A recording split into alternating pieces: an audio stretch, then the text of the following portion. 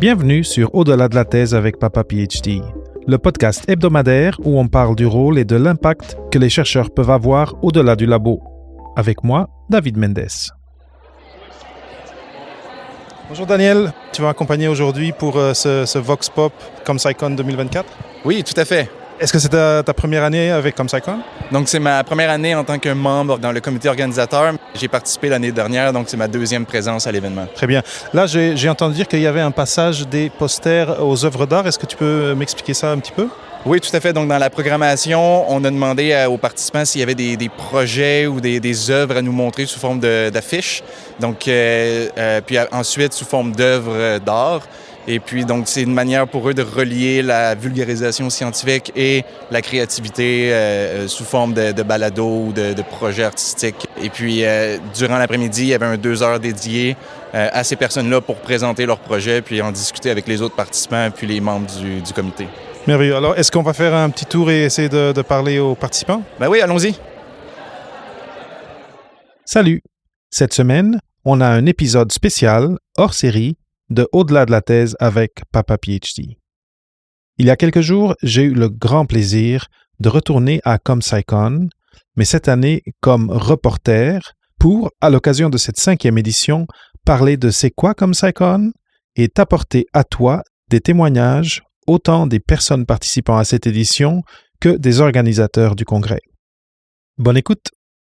Bonjour, aujourd'hui sur Au-delà de la thèse avec Papa PhD, j'ai le grand plaisir d'être avec l'équipe ComSciCon Québec. On est à ComSciCon 2024, la 5e année, c'est quand même un jalon important. Et donc autour de la table aujourd'hui, c'est un enregistrement en direct.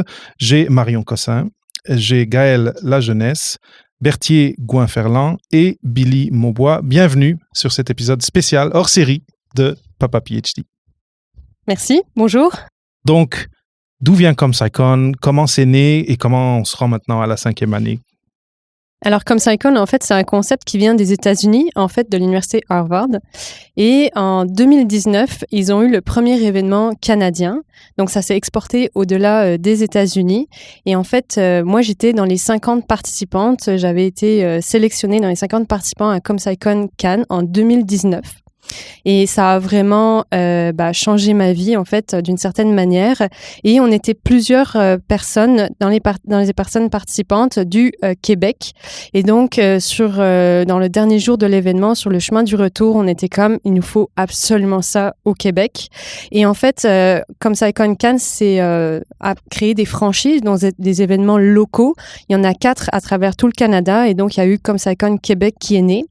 Donc, on a créé un premier comité en 2020, enfin en 2019, mais le premier événement a eu en 2020, donc Covid, mais oui. On a dû tout changer l'événement en ligne un mois avant la date de l'événement. Et ensuite, on a continué. En fait, ça a eu, dès la première année, en fait, on a eu énormément de succès. La deuxième année, on a fait aussi l'événement en ligne. On n'avait pas pris de chance cette fois-ci. Dès le début, on avait annoncé que c'était en ligne. Et en fait, après, j'ai continué. En fait, je suis allée à la tête, à la direction de ComSciCon Québec. Et ensuite, on a eu notre premier événement en vrai, en présentiel. Et maintenant, on est rendu à sa 5e édition. Merveilleux. Et en tout cas, moi, je suis très curieux de le savoir. Je suis sûr que l'audience aussi. C'était qui Marion Cossin avant ComSciCon et qu'est-ce qui t'a attiré vers ça? Ouf, bonne question. Alors, j'étais étudiante à la maîtrise. Et j'avais un sujet un petit peu particulier. Je suis ingénieure dans les arts du cirque. Puis je faisais un petit peu de communication scientifique. Je faisais des conférences grand public ou à la télévision aussi. Mais je me sentais sincèrement un petit peu seule. Et en fait, quand j'étais sélectionnée et que j'ai participé à mon premier ComSciCon Cannes, vraiment pour moi, ça a été une révélation parce que j'avais trouvé des gens qui me ressemblaient. J'étais comme moi, je suis pas toute seule en fait à faire de la communication scientifique. Et en fait, après, quand on a monté le comité de ComSciCon Québec, et puis là, chaque année, on a 50 participants, puis on a des gens qui rentrent dans le comité. Là, on a créé toute une communauté, en fait, de gens, de pratiquants. Et de là, en fait, il y a eu d'autres initiatives qui ont découlé. En fait, il y a des gens qui ont créé des associations. Moi, avec 2 personnes du comité, on a fait des projets ensemble. Donc, vraiment, ça a découlé vraiment beaucoup de projets en communication scientifique par rapport à avant ma première expérience. Bonjour Alexia, comment ça va? Ça va et toi? Ça va très bien. Est-ce que tu peux juste rapidement dire à ceux qui nous écoutent, c'est quoi ton historique avec ComSciCon? Moi, j'ai cofondé ComSciCon. Je suis une des 3 fondatrices avec Marion et Alexandra de ComSciCon. Donc en 2020, moi en 2019, j'avais participé à ComSciCon aux États-Unis.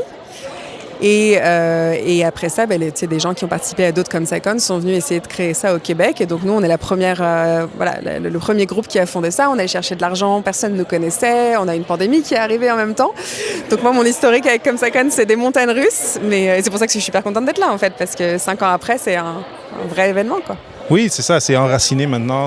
L'été arrive, on se prépare pour ComSciCon et je vois les gens sont contents, ils communiquent entre eux, clairement, ils se connaissent les uns les autres, donc c'est merveilleux. Alex Gelé, bonjour. Allô? Chloé Bourquin. Mais bonjour. Alors, ça fait combien d'années, peut-être je vais commencer avec Alex, que vous êtes impliqué sur ComSciCon? J'ai participé à mon premier en 2018 aux États. La fois avant Alexia. 5 ans, c'est un chiffre quand même important. Comment tu te sens? Mais moi, je suis comme retraité, là, tu sais. Moi, j'arrive, c'est que du plaisir. J'ai pas eu le stress d'organiser. J'arrive et je peux juste profiter, c'est le fun. Mais c'est comme un bébé rendu grand, là, tu sais. Ça, à 5 ans, le bébé, il marche et il commence à aller partout. C'est ça, il marche sans moi, c'est ça qui est le fun. Tu sais, je le laisse courir, puis je le vois aller, puis je suis comme, c'est le fun. Avant cette entrevue, j'ai parlé presque 1 heure avec des participants, avec d'autres personnes aussi de l'organisation et des gens qui ont participé il y a quelques années à ComSciCon. Et on voit qu'il y a beaucoup d'engouement pour ça. Les gens sont super motivés. Après une journée et demie, ils ont déjà plein de bonnes choses à dire sur ce qui les a surpris en termes de qu'est-ce qu'ils peuvent gagner avec ComSciCon. De ton point de vue, pendant ces 5 ans, est-ce que tu peux nous tracer un peu, parce que je sens que les choses ont évolué dans ces 5 ans, est-ce que tu peux nous donner un peu ton point de vue sur comment tu sens qu'on est à l'année 5 versus l'année 1? En fait, la première année, c'était un petit peu compliqué parce qu'on n'était pas connus. Donc, que ça soit des universités, mais aussi, par exemple, des commanditaires ou des universités. Donc, au début, personne ne nous connaissait. Mais au fur et à mesure des années, on a commencé à se faire connaître parce que c'est un concept qui marche, en fait. On a vraiment un programme sur 3 jours qui est extrêmement original, qui est très ludique et qui est en même temps extrêmement pertinent. Mais les applications, on a vu vraiment le nombre déjà qui a augmenté, mais la qualité vraiment. Donc, le concours, c'est seulement 3 questions. Mais déjà là, on voit vraiment la qualité. Puis après, on a donc le fameux compositon. Donc, on demande aux participants de créer une œuvre de communication scientifique de leur choix, du format de leur choix. Et là, vraiment, pareil, au fur et à mesure des années, la qualité a vraiment augmenté. On leur demande aussi de vulgariser leur projet de recherche. Et pareil, en fait, quand on voit là, au bout de la 5e année, vraiment, le niveau est très élevé. Les compositons, c'est en fait le cœur de ComSciCon. On demande aux participants et aux participantes de préparer une œuvre de communication scientifique. Donc, ça peut être un article, ça peut être un balado. Et ensuite, on va le jumeler avec un expert qui va corriger ou du moins donner des commentaires constructifs de cette composition-là. Et en fait, dans quelques minutes, on va commencer la correction des compositons. Donc, les participants et les participantes sont pairés avec un expert, mais aussi avec d'autres participants et participantes. Et en groupe, pendant 1h30, ils peuvent recevoir des commentaires, parler de comment ils peuvent améliorer leur composition. Puis, éventuellement, ça peut mener à une publication dans des journaux. Et ça, c'est quand même très le fun. C'est quelque chose qui m'est arrivé l'année passée, là. Donc, je peux témoigner de la chance que c'est de pouvoir avoir du feedback par un expert durant l'événement. C'est une force motrice un peu pour débuter dans le domaine. Est-ce qu'il y a un lien avec le fait que maintenant les étudiants en recherche sont exposés à des choses comme ma thèse en 180 secondes et est-ce que tu sens qu'il y a de plus en plus d'ouverture dans le milieu académique pour la communication scientifique et pour laisser les jeunes scientifiques se lancer là-dedans? En fait, je pense que le besoin, il vient vraiment des jeunes à la base. Quand on voit les nombreuses associations, les nombreuses formations aussi qui existent, justement, il y a ma thèse en 180 secondes qui peuvent être une porte d'ouverture, mais en fait, il y a tellement de jeunes qui sont intéressés par ça et c'est vraiment important en fait dans la société d'aujourd'hui, oui, d'être un bon scientifique, mais d'être aussi un bon communicateur. Et en fait, je pense que ComSciCon répond à ce besoin-là et je pense que les universités ont suivi et comprennent maintenant ce besoin-là. Et donc oui, on voit de plus en plus de formations au sein des universités ou des postes aussi qui se créent justement pour amener plus de communication scientifique au sein des universités. Et je pense que c'est vraiment un engouement actuel. Marion, alors, moi déjà, ça m'anime d'entendre ce que tu dis, mais je suis sûr que les gens qui nous écoutent et qui peut-être ont déjà un collègue ou une collègue qui ont participé à ComSciCon, ils se demandent, c'est quoi exactement qui se passe pendant ces 3 jours dont tu viens de parler? Est-ce que tu peux un peu nous décrire, c'est quoi l'expérience ComSciCon en tant que participante? Alors en fait, ComSciCon Québec vise à fournir aux étudiants des cycles supérieurs du Québec une formation gratuite et de qualité sur 3 jours à la communication scientifique francophone. C'est un événement donc annuel, local, sur 3 jours organisé par des étudiants. Et on en est donc à sa 5e édition. Ça regroupe une 50aine de participants et plus d'une 30aine d'experts, comme par exemple des journalistes, des décideurs politiques ou des animateurs scientifiques, qui vont se réunir pour donner de la formation, des ateliers ou du réseautage. Et les ateliers, c'est quoi? Donc, ça peut ressembler à quoi? Et est-ce que peut-être tu as 2-3 titres d'ateliers qui sont évocateurs que tu peux partager? Totalement. Donc, en fait, le programme est redéfini chaque année et il est choisi par le comité, donc par des étudiants. Et en fait, vraiment, ça va s'adapter aux préférences, aux besoins ou aux demandes, en fait, des étudiants. Donc, ça change à chaque année. Et donc, on a bien sûr les classiques, je dirais, sur l'écriture d'un article, un balado, ce genre d'atelier. Mais chaque année, on essaye aussi d'avoir des thématiques un petit peu différentes. Donc, il y a des années, on a eu, par exemple, un atelier sur l'empathie ou sur, justement, l'addiction. On a eu l'improvisation. Cette année, on a eu un panel de discussion, par exemple, sur l'IA et la communication scientifique. Donc vraiment, ça évolue en fait en fonction de chaque année. Donc je peux jamais prédire en fait à quoi va ressembler le programme. Ce qui est sûr, c'est qu'on a des ateliers interactifs. Vraiment, on veut placer les participants vraiment en action. On a des panels de discussion, pareil, vraiment en interaction avec les participants. On a une exposition art et sciences, une présentation d'affiches et donc le fameux compositon, plus des activités de réseautage et en plus plein de surprises que je ne vais pas dévoiler aujourd'hui. Oui, j'ai entendu dire qu'il y a des choses desquelles il ne faut pas parler. Est-ce que tu peux me dire ton prénom? Je m'appelle Claire. Et qu'est-ce qui t'a amené à essayer et à réussir à venir à ComSciCon 2024? Mais je pense que c'est parce que je me pose beaucoup de questions sur l'après-doctorat. Alors du coup, j'essaye d'explorer des choses. Et puis, j'ai participé à plein d'événements de vulgarisation et je me rends compte que j'adore ça, j'adore transmettre. Mais je pense qu'il me manque un peu quelques compétences aussi. Et donc, ça m'aide à en développer et aussi à rencontrer des gens. Et ça, c'est vraiment important. Je pense que tu viens de résumer l'intérêt de participer à quelque chose comme ComSciCon. Félicitations d'être là cette année. Et est-ce qu'à date, ça remplit tes attentes? Mais ça les dépasse complètement. Genre vraiment, chaque atelier, me met des étoiles dans les yeux. Et puis, en fait, ça me montre toutes les options que je ne vois pas quand je suis enfermée dans mon labo parce qu'on a l'impression qu'il n'y a que l'académique après. Mais on se rend compte qu'il y a tellement de carrières qui sont possibles et qui existent que ça donne juste envie de continuer à explorer et ça m'aide énormément. Merveilleux. Et pour ceux qui penseraient peut-être venir en 2025, ce serait quoi ton espèce de mot d'accroche que tu aurais pour eux, pour les inciter en tout cas, à se mettre dans cette mission de venir à ComSciCon? Je leur dirais qu'il faut rester ouvert d'esprit et que c'est vraiment l'opportunité parfaite pour explorer d'autres carrières scientifiques et qu'il ne faut pas s'enfermer dans l'académique, même si on aime ça. Merveilleux. Merci beaucoup. Merci. Marion, elle parlait du fait que quand on participe à ComSciCon, on fait partie d'une communauté. J'ai l'impression que c'est une communauté vivante, dynamique et qui reste en contact. Comment ça se passe, passer d'être participant, et là je passe la parole à Gaëlle Lajeunesse. Comment ça se passe, cette expérience d'être participante et de passer à faire partie du comité d'organisation? Est-ce que c'est quelque chose qui arrive fréquemment et comment ça s'est passé pour toi? Moi, dans le fond, j'ai participé à l'édition 2022, donc la première édition en présentiel de ComSciCon. Je m'étais lancée là-dedans un peu sans savoir à quoi m'attendre, vraiment.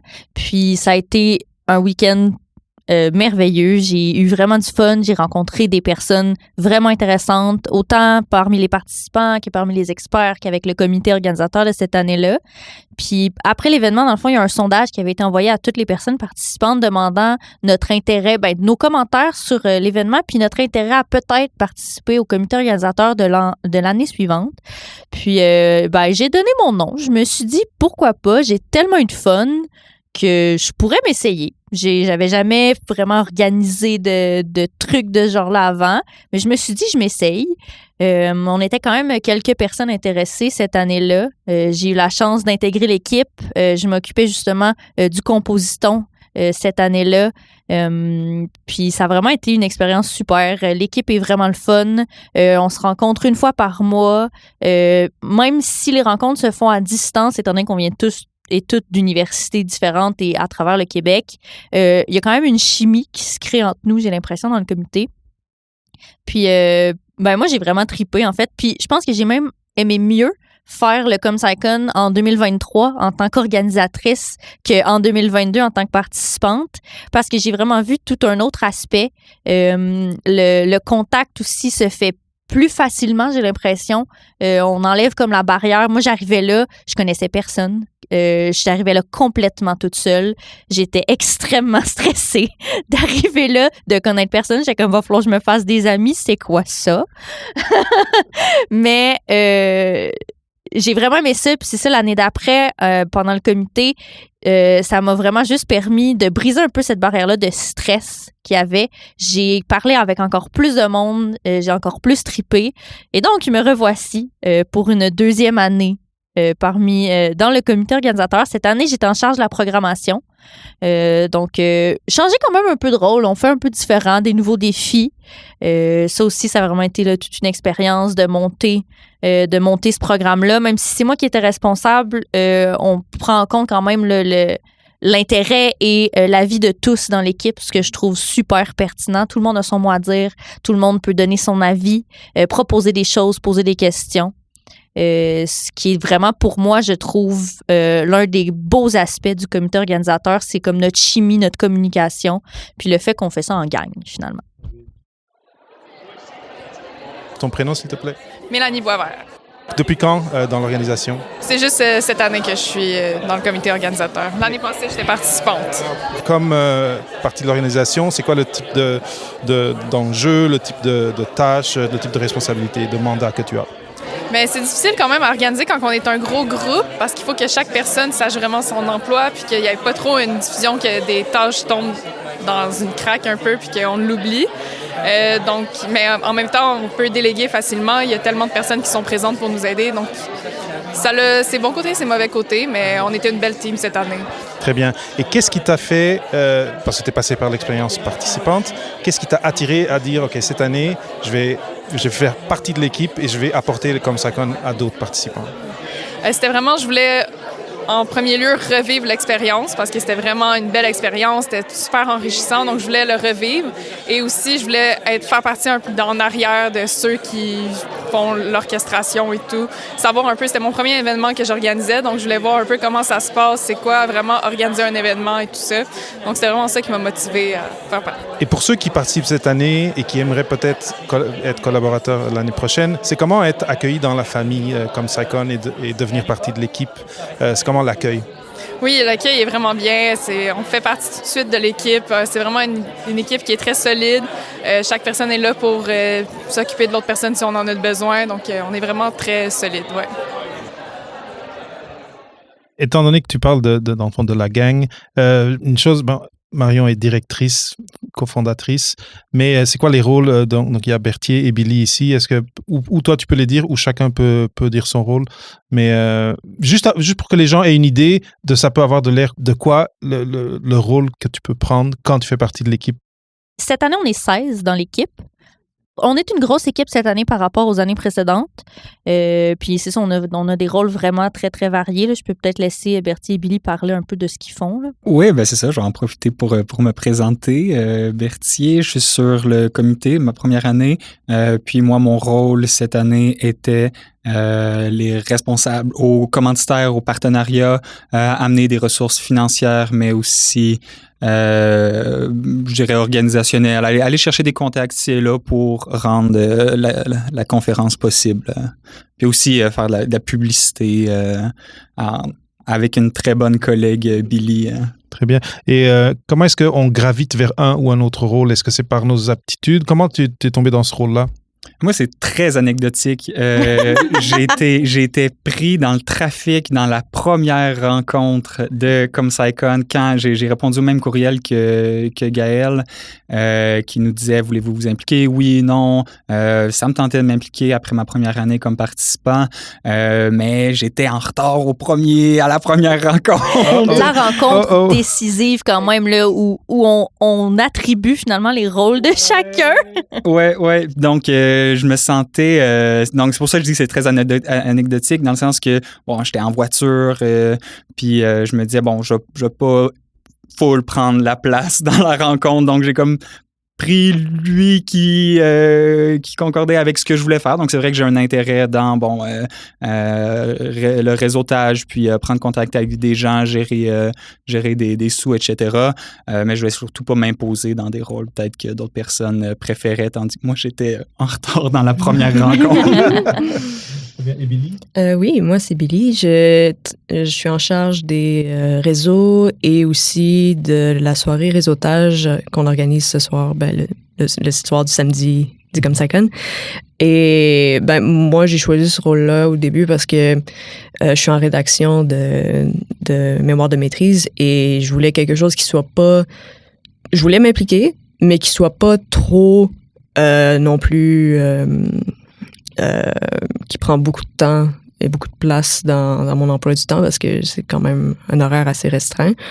Alors, c'est ça. Puis mais aussi, comme Bertie disait, comme oui, on a un rôle, mais des fois, on vient s'entraider entre nous. Comme par exemple, moi, j'ai envoyé des emails à des compagnies pour avoir du financement puis des profs pour faire passer le message on lance les candidatures bientôt. Pouvez-vous partager ça à votre département? Et ce genre de choses-là. Alors, oui, je me suis lancée là-dedans parce que aussi, j'avais déjà eu un rôle par le passé dans mon comité étudiant au baccalauréat. J'ai fait mon baccalauréat en génie physique. Et j'étais représentante de cohorte. Et ça, il faut faire beaucoup le pont entre les profs et les étudiants. Alors, le meilleur moyen de faire diffuser ce genre d'informations-là, c'est par les réseaux. Alors, j'avais déjà un peu les codes et ce genre de choses-là. Très bien. Mais c'est intéressant de voir que vous gravitez un peu vers vos intérêts, mais qu'il y a aussi, l'entraide et deux, c'est un peu à géométrie variable dans le sens où, selon, j'imagine, il y a des besoins. L'équipe est quand même d'une taille moyenne, petite moyenne, mais vous pouvez vous adapter. Marion, tu allais dire quelque chose. En fait, c'est ça, on a une liste prédéfinie de rôles qu'on va justement s'attribuer et on y va vraiment avec les préférences et les compétences de chacun. Mais comme ça a été dit, en fait, moi vraiment, j'essaie de faire, une direction très collaborative. Je vais jamais imposer mes idées, ça doit vraiment venir du comité. Et en fait, chaque année, il y a des super bonnes idées qui émergent des gens et après, on essaie de voir, OK, comment on fait ça ensemble. Puis justement, un de mes mots d'ordre, c'est vraiment la communication. C'est-à-dire que si une personne ne peut pas assurer ses tâches, par exemple, pendant un certain moment, ou par exemple, si elle a besoin d'aide, et vraiment de communiquer. On a la chance cette année d'être un grand groupe et donc de pouvoir justement se répartir les tâches et que ça soit pas trop difficile pour une personne à un moment donné. Je pense que ça nous permet aussi de s'impliquer à la hauteur de notre temps qu'on a. Donc, moi, je suis quelqu'un qui, quand je m'implique beaucoup.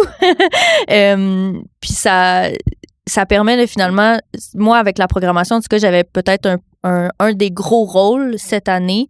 Mais c'est justement, au début, ça permet un peu à chacun de, si tu veux t'impliquer, mais juste un peu, il y a des rôles qui demandent moins de temps. Si tu veux t'impliquer plus, si tu veux être plus dans le décisionnel aussi, il y a des rôles qui demandent un peu plus de place, plus de leadership. Fait que je pense que ça permet de laisser sa place un peu à tout le monde, selon nos goûts, nos compétences aussi. Moi, ce que j'ai aimé de changer de rôle entre les 2 années où j'ai fait partie du comité organisateur, c'est de toucher un peu à tout, justement. Puis d'aider, finalement. On s'aide beaucoup, là, vraiment beaucoup. C'est j'aurais besoin d'aide pour telle affaire, y a-t-il quelqu'un? Ou comme, hey, j'ai une question. Tu sais, on communique quand même très bien ensemble, là, je trouve. Puis c'est ce qui fait la force de notre équipe. Puis c'est ce qui fait qu'on a un si beau congrès, finalement. Puis un week-end qui est chargé, mais amusant. Puis où on peut tous prendre notre place, mais sans s'épuiser.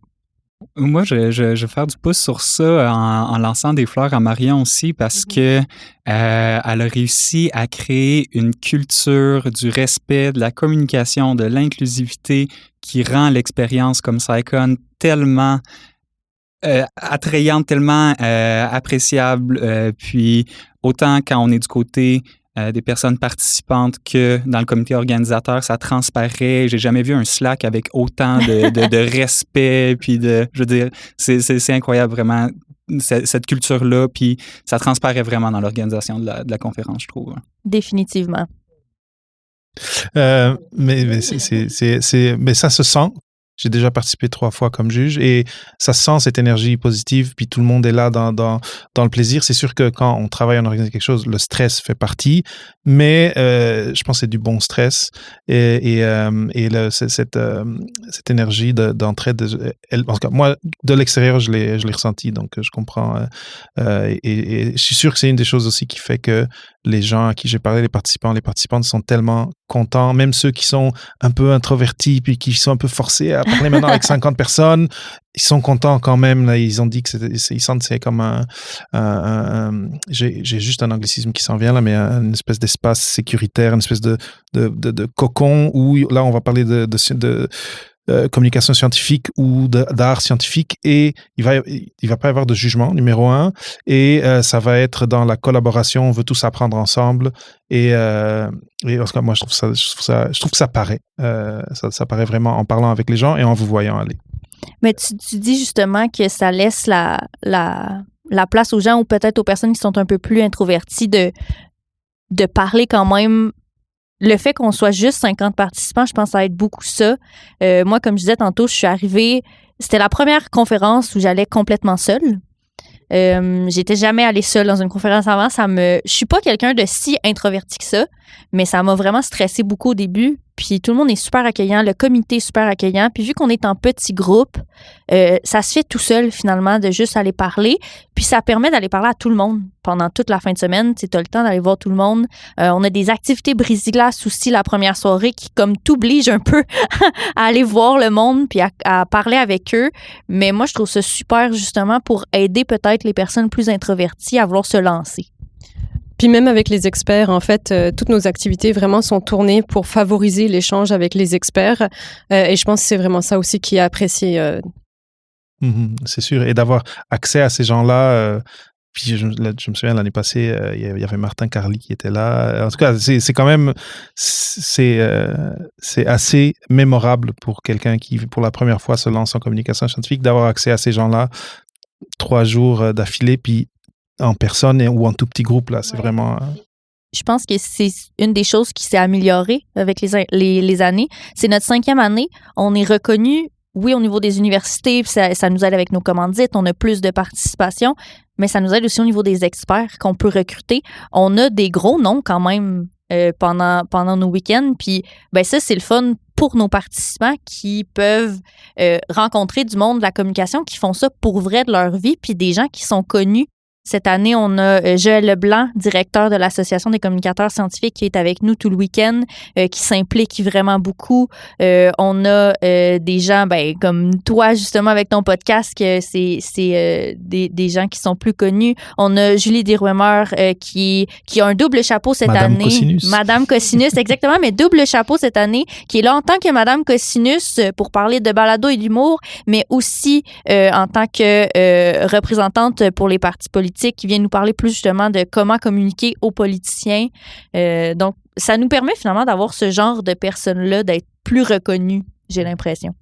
Puis d'élever le niveau de discussion aussi. Là, je l'ai dit ce matin, on avait un panel sur l'intelligence artificielle en communication scientifique. Je l'ai qualifié de bouchée parfaite de panel parce que on avait une experte en intelligence artificielle, un expert en communication scientifique qui est à la radio, qui fait ça de sa vie depuis plusieurs années, puis un expert en éthique, en philosophie. Donc, ça faisait des discussions avec un niveau qu'on a rarement accès dans la vie de tous les jours, puis de façon très proche, là, dont on pouvait discuter avec ces gens-là puis leur poser des questions littéralement. Moi, je m'appelle Gabrielle. Bonjour Gabrielle. Alors, un petit oiseau appelé Daniel m'a dit que toi, tu travailles sur un balado. Est-ce que tu peux en parler un petit peu? Oui, ben en fait, c'est ça. J'ai un podcast depuis 1 an, ça s'appelle Scienturion. Donc, c'est moi puis ma collègue Isabelle qu'on a parti ça il y a 1 an. C'est venu d'une idée de qu'en fait, souvent, le travail des étudiants était peut-être pas autant valorisé qu'on pouvait le croire ou qu'on voulait, en fait. Fait qu'on a juste créé ce balado-là pour que les étudiants puissent venir nous parler de leurs recherches de manière vulgarisée pour que la population en entier puisse la comprendre.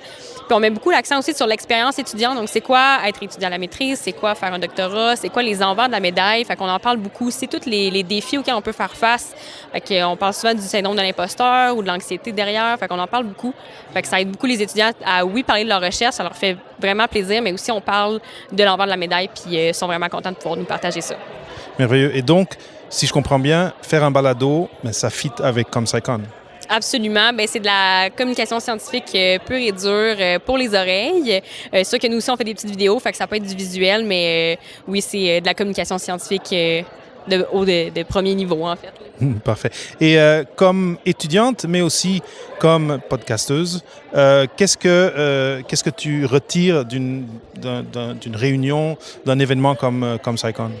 Bien, moi, c'est sûr que ça me permet de peaufiner, en fait, mon expérience en tant que communicatrice. C'est sûr que, tu sais, on est des étudiantes, fait qu'on a beaucoup à apprendre, même si on a déjà une plateforme. Ça me permet de, des fois, rajouter des petits trucs, fait que, tu sais, rajouter un peu d'humour. On a une formation là-dessus. Puis ça permet aussi d'échanger avec d'autres étudiants du ComSciCon qui ont aussi des balados, fait qu'on peut se donner des trucs entre nous. Fait que, tantôt, j'ai une belle conversation avec une collègue qu'on a pu parler de comment on faisait, nous, pour produire nos podcasts. Fait que, tu sais, ça aide beaucoup, ça nous donne des idées de subventions aussi également. Fait que moi, je trouve que c'est comme le ComSciCon, c'est pour échanger, puis à date, ça aide énormément. Puis ben là, j'ai peut-être même des invités potentiels qui s'ajoutent à la liste, parce qu'on on invite le monde qui vient de me parler. Fait que oui, c'est vraiment très, très cool. Gabrielle, un mot d'inspiration pour quelqu'un qui aimerait peut-être venir en 2025? En fait, je dirais que si vous avez une petite étincelle d'amour pour la communication, venez à ComSciCon. Pour vrai, c'est vraiment une très belle expérience. Il y a plein d'ateliers pour tous les goûts. On peut vraiment développer notre passion puis notre désir d'en faire. Puis ça ouvre des portes. En plus, on a plein de professionnels qui sont là pour nous aider, pour discuter avec nous. Fait que vraiment, ça vaut vraiment la peine. Là. Ça peut alimenter la passion. Merveilleux. Merci, Gabrielle. Et bravo pour ton projet. Bien, merci à toi. On parle depuis un petit bout, on a parlé de la genèse du congrès, on a parlé de où est-ce qu'on en est aujourd'hui, on a parlé de l'équipe, comment ça marche. Avec Marion, elle nous a un peu parlé de son historique, de comment elle est venue à être intéressée à la communication scientifique, à aller à ComSciCon à l'extérieur et après à apporter le concept ici. J'aimerais peut-être faire un petit peu le tour de la table par rapport à vous, à Gaëlle, à Berthier et à Billy, sur, pour vous, c'est quoi qui vous a attiré vers ce projet? Parce que quand on est en maîtrise, quand on est au doctorat, on n'a pas tant de temps que ça, ou peut-être on sent qu'on n'a pas tant de temps que ça, et vous participez dans ce projet où il faut que vous donnez de votre temps pour aider d'autres jeunes chercheurs à se baigner un peu dans ce bouillon de culture de la communication scientifique. C'est généreux, mais il faut qu'il y ait une passion là derrière, j'imagine. C'est quoi le cheminement qui vous a fait, participer d'abord et après vous dire moi là je veux comme passer la torche à quelqu'un qui vient derrière moi?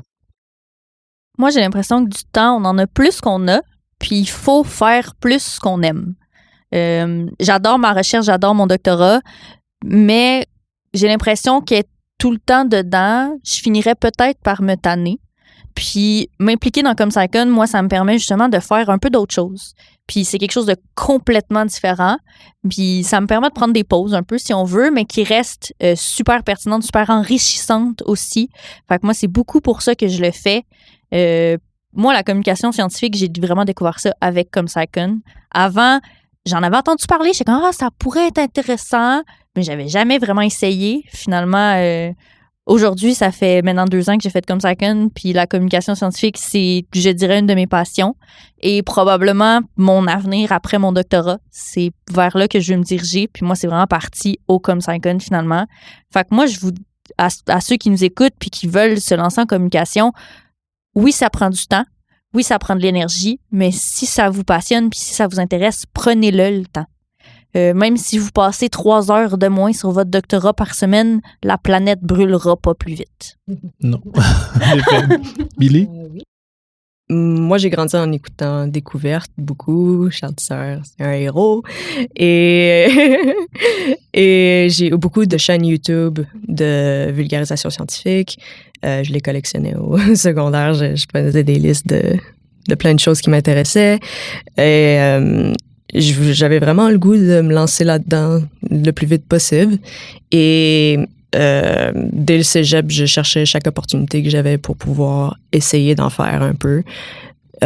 C'était soit par assister à des conférences de vulgarisation scientifique, soit participer à des magazines étudiants. Et ouais, ce genre de choses-là. Alors, quand j'ai vu l'annonce de ComSciCon, je me suis dit, c'est exactement ce que je veux. Il n'y avait aucun doute. C'est ça, non. Et le pire, c'est que la première année, je me suis inscrite, j'ai pas pu y aller. J'ai eu un problème de santé. Oh Fait que j'ai dû dire, ouais, non, je peux pas venir, je suis désolée. Et 30 minutes après, il y a David, notre co-directeur cette année, qui m'écrit, c'est un de mes très bons amis, qui me dit, hey, je vais au ComSciCon. Je suis comme, ouais, c'est ma place que t'as pris. Ouais, mais ça a fait que maintenant, il est dans la co-direction. Fait que ça a été une belle expérience pour lui aussi. Et tu es là quand même. Et je suis là quand même. Je me suis réinscrite l'année d'après. Puis là, je suis ici maintenant. Alors, merveilleux. Et tu fais partie de l'organisation aussi. Oui. Berthier, ton histoire? Moi, je suis une personne de type introverti. Donc, quand on fait de la science, faut aller dans des conférences, faut faire des posters. Puis, je me suis rendu compte que je n'étais pas tout à fait équipé pour faire ça.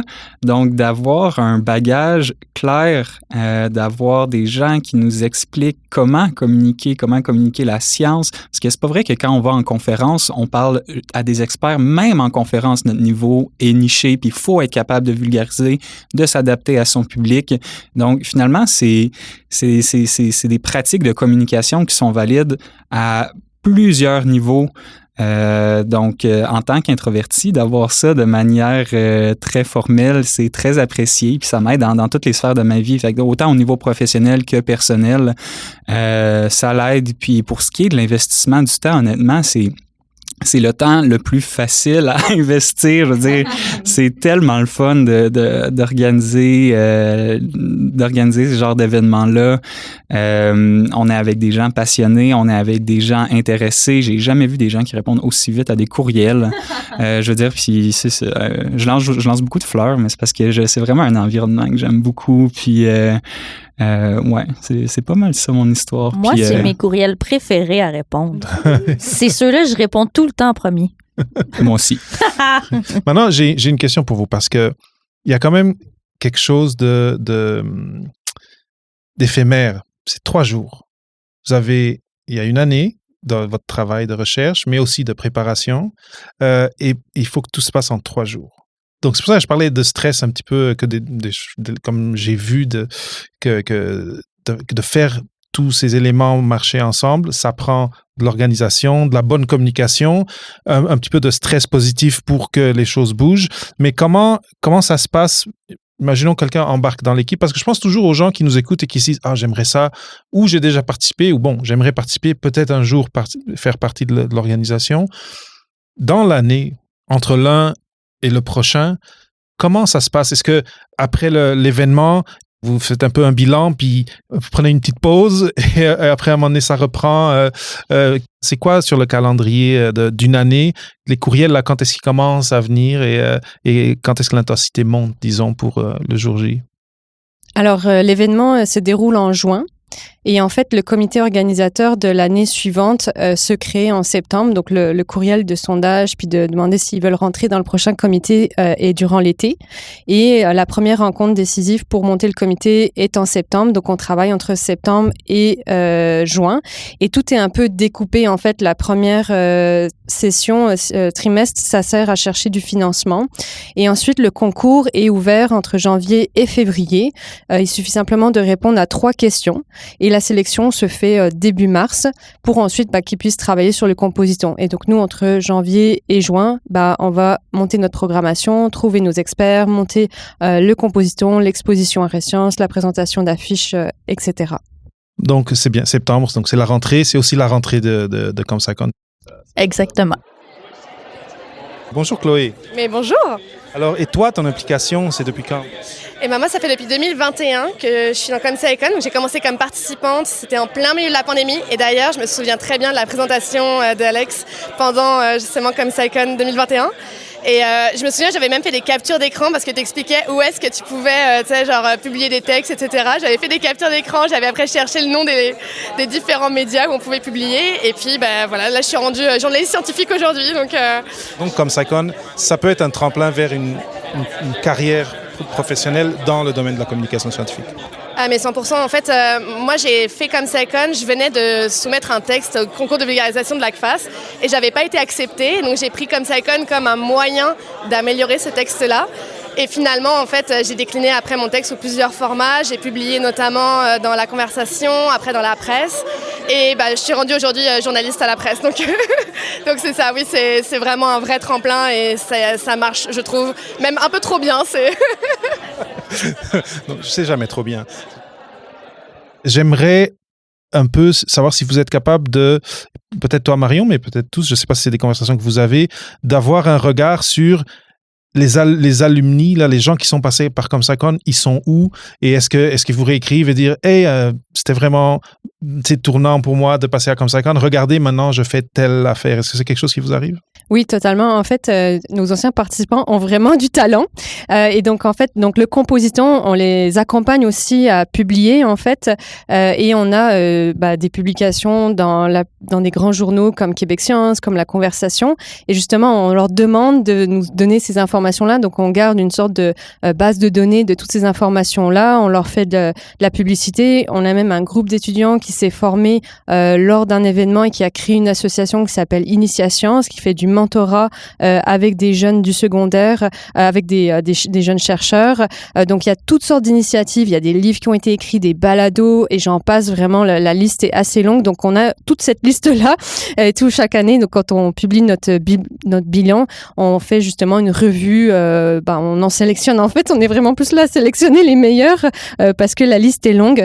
Et puis, oui, ça va générer des carrières. En fait, on a plusieurs personnes qu'on retrouve ou qu'on rencontre à d'autres événements et qu'ils ont dit ça a changé leur vie. Il y en a qui ont changé de trajectoire, etc. Il y en a qui ont découvert en fait aussi des métiers en communication scientifique parce que pour certains c'est peut-être une passion, mais ils savent pas en fait tous les métiers qui existent et donc en fait c'est vraiment une ouverture aussi à tout ce monde-là.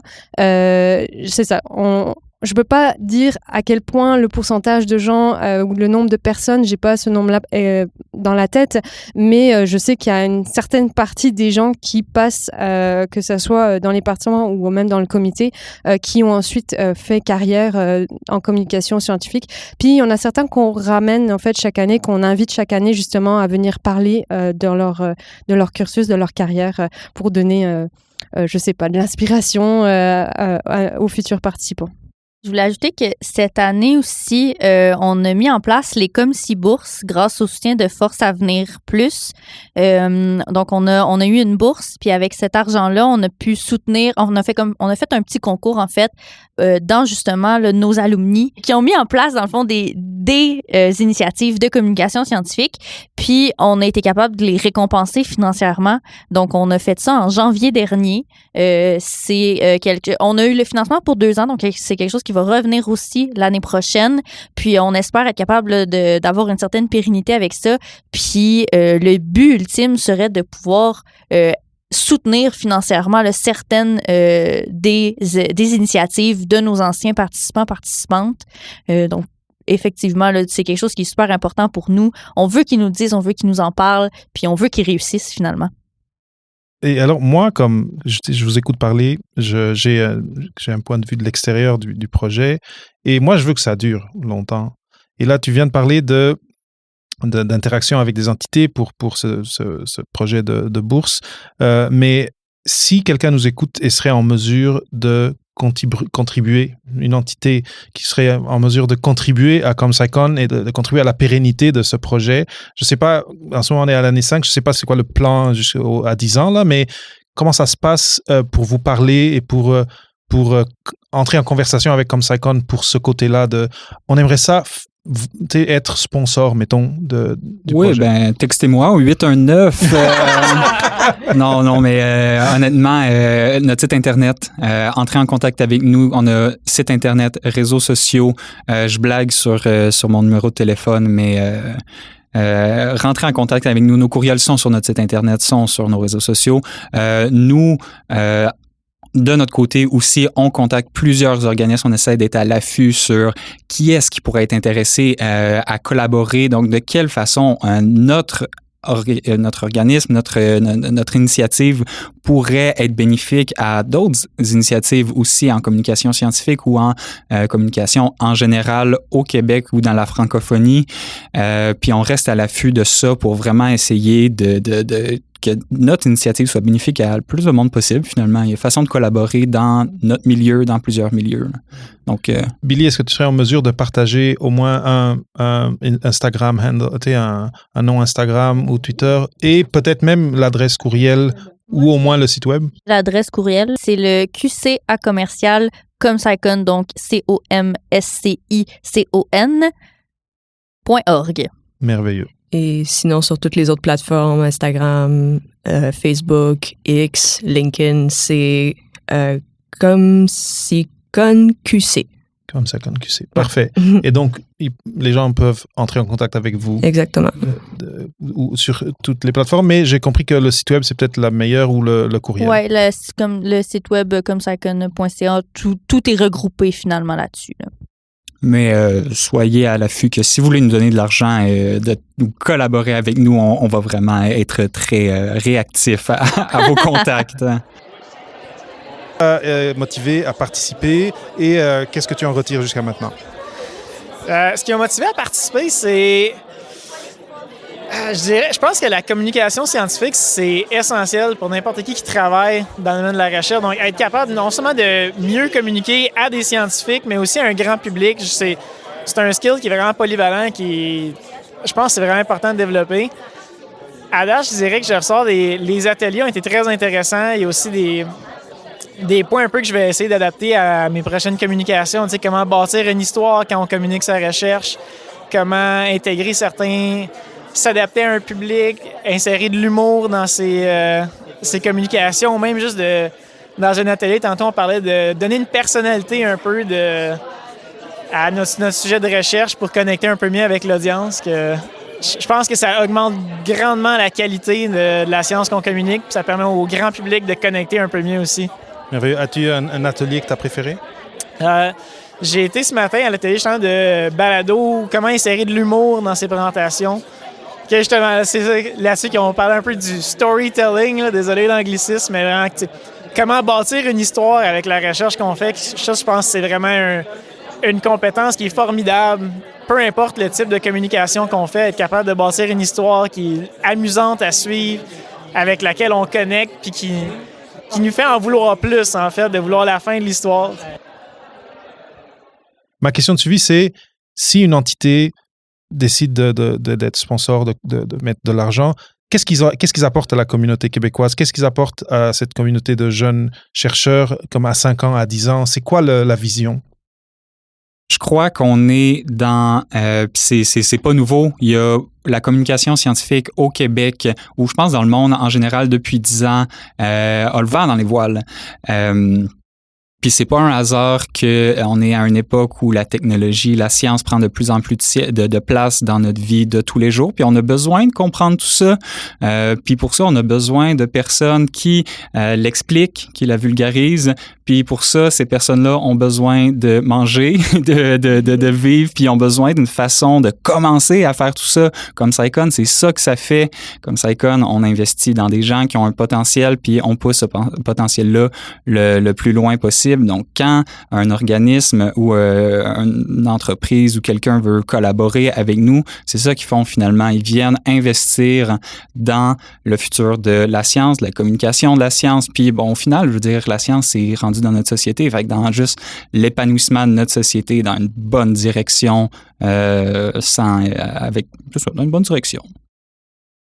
J'ajouterais également que, en fait, ces compagnies qui nous aideraient, en fait, vont aider la relève scientifique à apprendre à vulgariser et à diffuser la recherche pour justement apporter la science au grand public.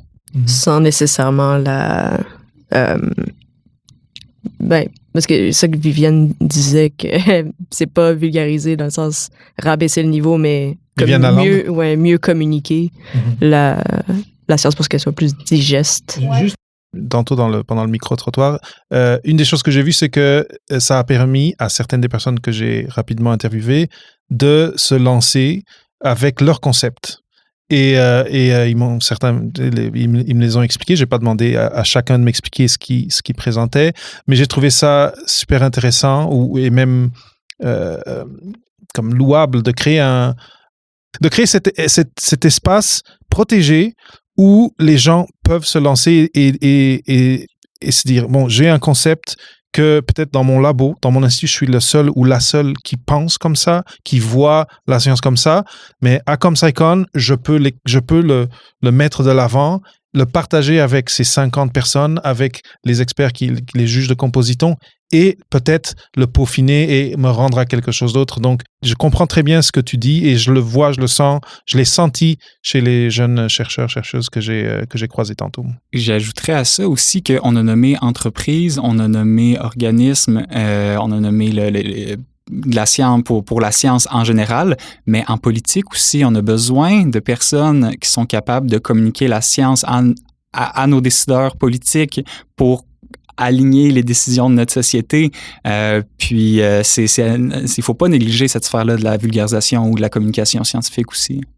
C'est sûr. Et je pense que Julie Desrumeurs, cette session, c'est de ça qu'elle parlait. Exact. Très bien. Puis comme disait Berthier tantôt, ce qu'on apprend en communication scientifique, c'est pas valable juste en communication scientifique, c'est valable peu importe, en fait, pour communiquer dans nos congrès, même si c'est sur notre sujet super précis avec des experts du domaine, c'est utile. C'est utile pour le grand public, c'est utile pour justement nos décideurs. C'est des astuces, des trucs qu'on donne, puis des compétences qu'on permet de développer à la relève scientifique qui vont être utiles toute leur vie, finalement, peu importe ce qu'ils décident de faire comme carrière par après, que ce soit en communication scientifique ou non. Oui, ou qu'ils restent en sciences et parce qu'ils vont devoir faire des demandes de fonds. Et s'ils sont des bons communicateurs, leur chance d'avoir leur demande de fonds approuvée, c'est sûr qu'elle va augmenter. J'en doute zéro. D'ailleurs, c'est quelque chose que j'essaye de passer sur le balado souvent.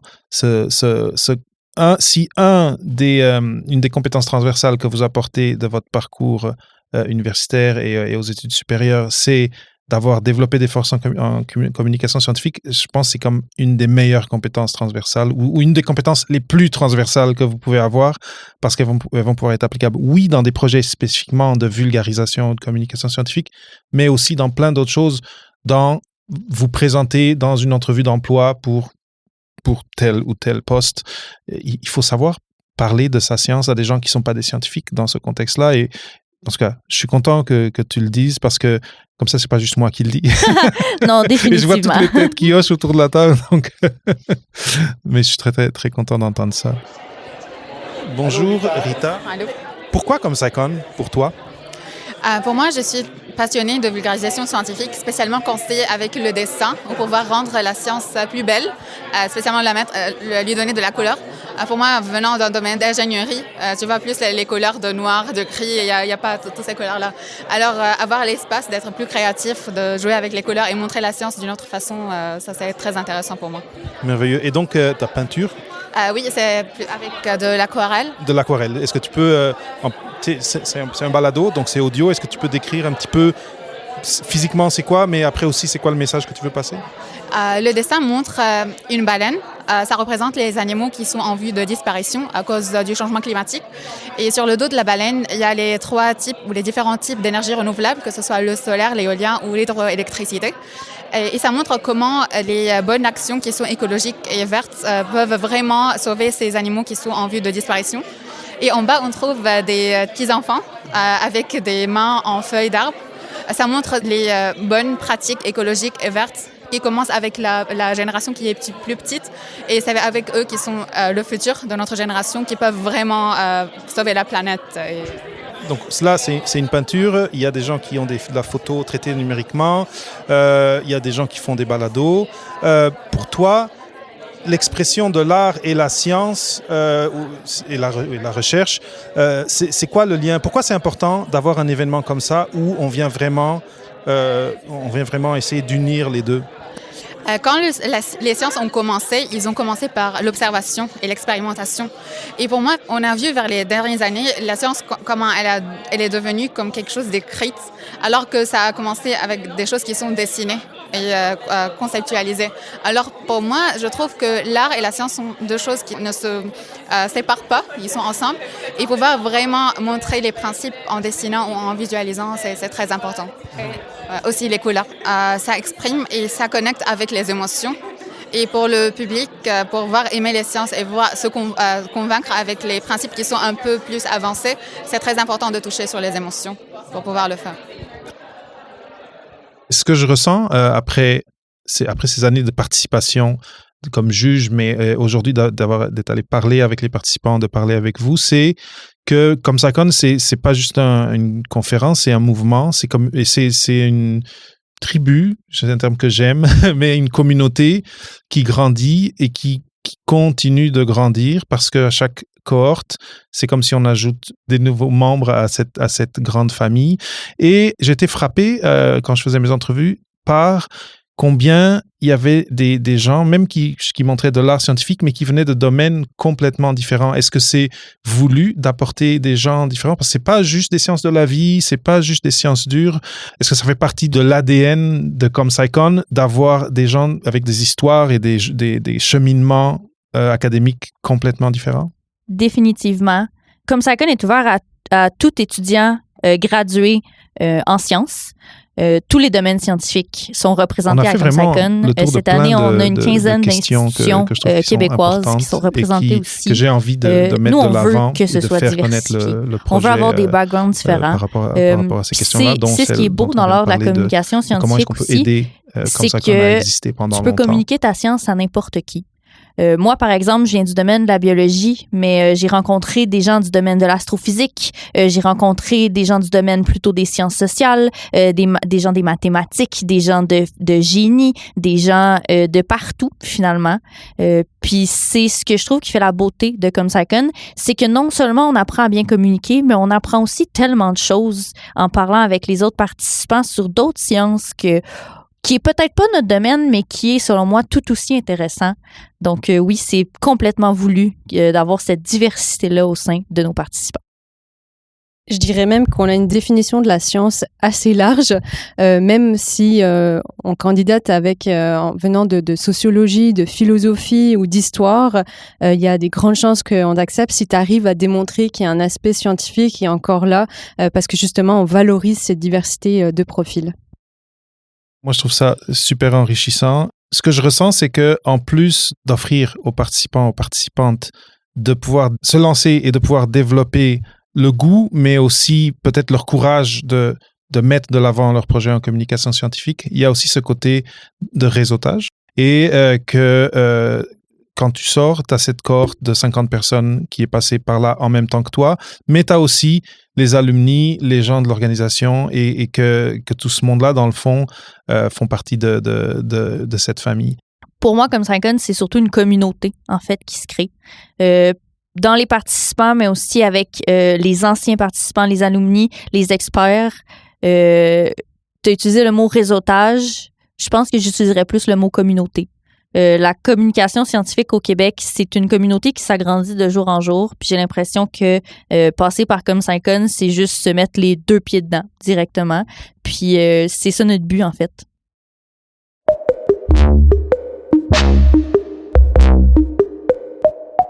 Depuis tantôt, on parle de venir à Comme SciCon et recevoir de la connaissance, apprendre quelque chose.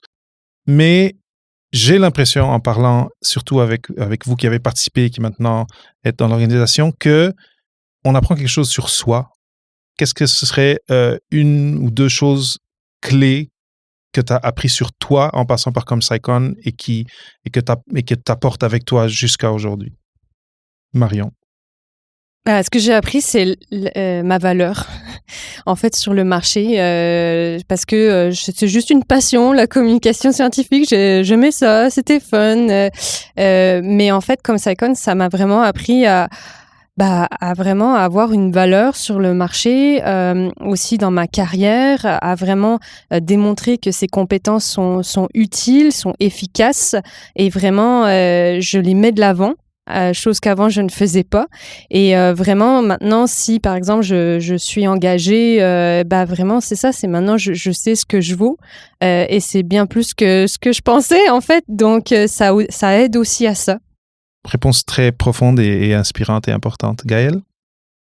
Moi, je viens d'un background très artistique. J'ai fait beaucoup de théâtre, mais j'adore la science. Puis, dans ma famille, dans mon entourage, j'ai été la première personne à me lancer dans le domaine scientifique.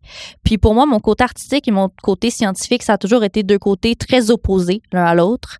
Puis, ce que la communication scientifique puis comme CSICon m'a appris, c'est de joindre, en fait, ces deux parties-là de moi, tout simplement. Puis, on est plus que juste des scientifiques, mais on est plus que juste... en fait, j'ai l'impression que ce que j'ai appris, c'est qu'on est des êtres complexes, puis des fois, il faut juste savoir prendre toute cette complexité-là ensemble, puis la mettre en valeur, peu importe ce que les autres autour disent de ça. Merveilleux, très bonne réponse. Berthier? Moi, ce que j'ai appris, c'est le lien qui existe entre les différentes sphères de ma vie. J'ai des intérêts très tentaculaires. C'est drôle parce que cette année, notre logo, c'est une pieuvre. Mais j'aime les sciences de tous les domaines. J'aime le français. J'ai beaucoup d'intérêts très diversifiés. Puis on dirait que j'étais un peu perdu pendant mon bac, pendant ma maîtrise, dans tout ça. Je comprenais pas pourquoi j'aimais autant faire du pain, mais j'aimais autant aussi comme remonter mon moteur de moto. Il y avait c'était tellement des choses loin. Puis finalement, ce que j'ai le lien dans tout ça, c'est la communication. C'est j'aime quand quelqu'un m'explique quelque chose, puis mon savoir, je vais dans plusieurs domaines, oui, donc dans mon domaine en génie, j'ai des professeurs, des personnes en enseignement qui me donnent ces connaissances-là, mais tout le reste est autodidacte, puis les ressources sont là sur Internet parce qu'il y a des gens qui les rendent disponibles puis qui me le communiquent d'une façon tellement avec laquelle j'ai grandi puis que j'aime beaucoup finalement. Fait que moi, c'est la communication qui fait le pont entre toutes ces sphères-là dans ma vie, puis c'est ça que j'aime finalement. Puis ça a été très apaisant de me rendre compte qu'il y avait un lien entre tout ça finalement.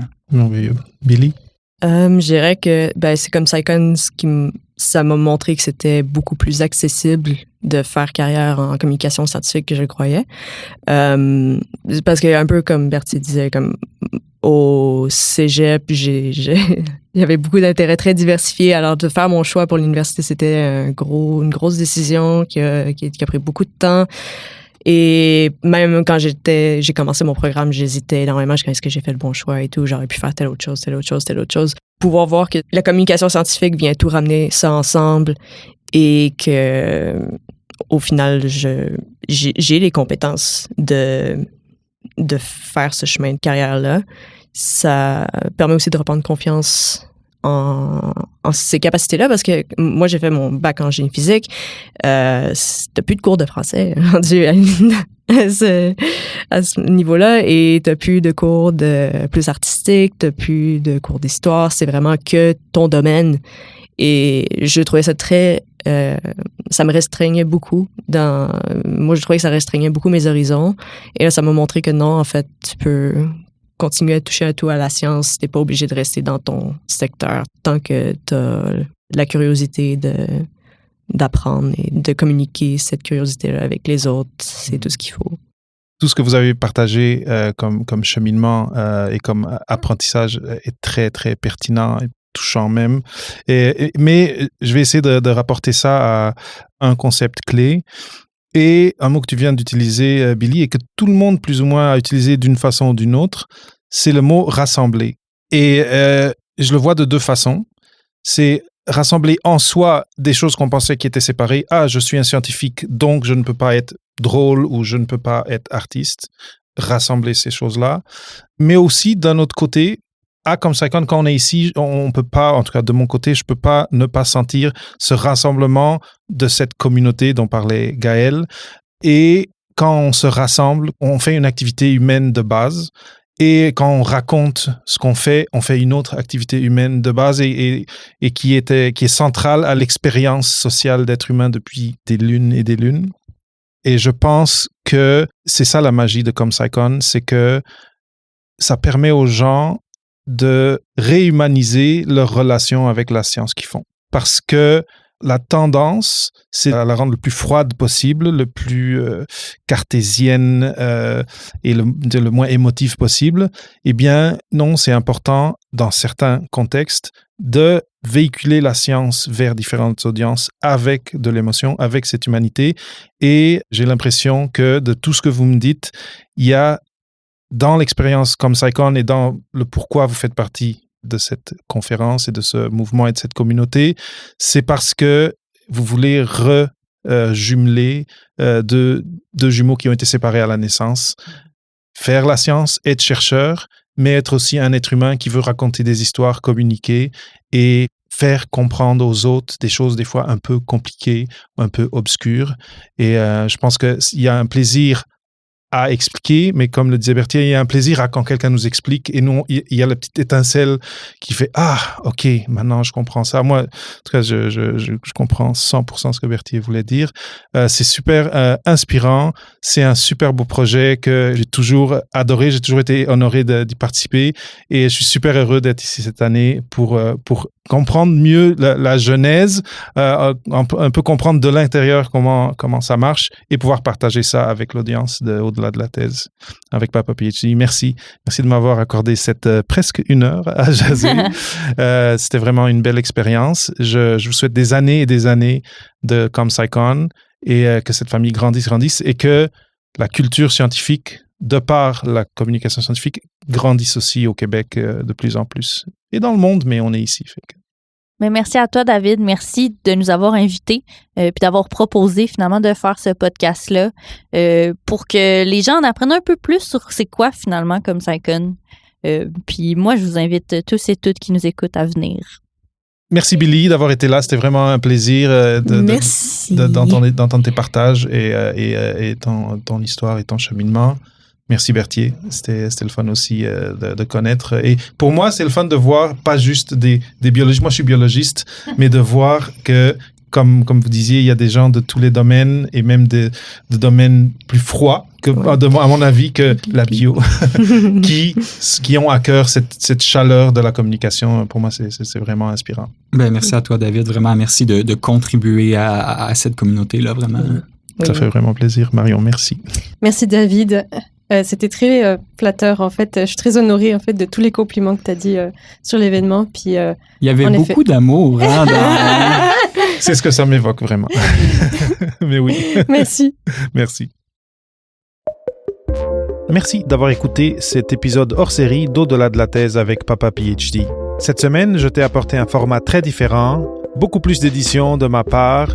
J'ai eu beaucoup de plaisir à créer cet épisode. Si toi, tu l'as aimé, si tu as apprécié l'effet final, n'hésite pas à m'écrire, à me donner un petit retour en écrivant à david@papaphd.com. Ça sera un plaisir de te lire. Je réponds à tous mes messages, donc n'hésite pas. Si tu veux aider un petit peu plus, tu peux aller sur papaphd.com/Patreon et contribuer directement à la production du podcast. Je m'appelle David Mendes. À la semaine prochaine sur Au-delà de la thèse avec Papa PhD.